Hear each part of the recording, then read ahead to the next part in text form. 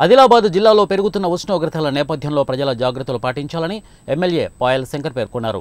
ఆదివారం ఆదిలాబాద్ పట్టణంలోని ప్రధాన కూడలిలో ఆదిత్య ఖండేష్కర్ సొసైటీ అధ్యక్షుడు ఆదిత్య ఖండేష్కర్ ఆధ్వర్యంలో ఏర్పాటు చేసిన చలివేంద్రాలను ఎమ్మెల్యే ముఖ్య అతిథిగా హాజరై ప్రారంభించారు. ఈ సందర్భంగా స్థానికులకు నీరు అందించారు. ప్రజల దాహార్తిని తీర్చేలా చలివేంద్రాలను ఏర్పాటు చేయడం అభినందనీయమని అన్నారు.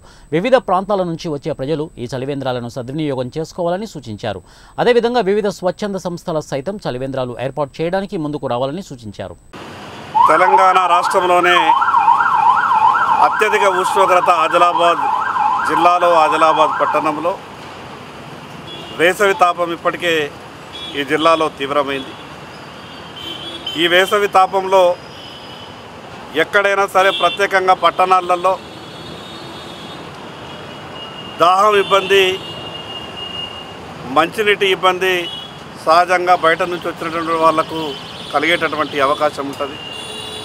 మరి ఇటువంటి సమయంలో ఈ వేసవి తాపాన్ని తట్టుకునే విధంగా ఆదిత్య ఖండేష్కర్ గారు దాదాపు కొన్ని సంవత్సరాల నుండి ఆదిలాబాద్ పట్టణంలో పదుల సంఖ్యలో చలివేంద్రాలు ఏర్పాటు చేసి ఒక సామాజిక సేవలో ఒక సామాజిక స్పృహతో సంవత్సరాల తరబడి ఇటువంటి కార్యక్రమాలు సేవా కార్యక్రమాలు చేస్తున్నందుకు మనస్ఫూర్తిగా ఆదిత్య ఖండేష్కర్ గారిని నేను అభినందిస్తూ ఉన్నాను.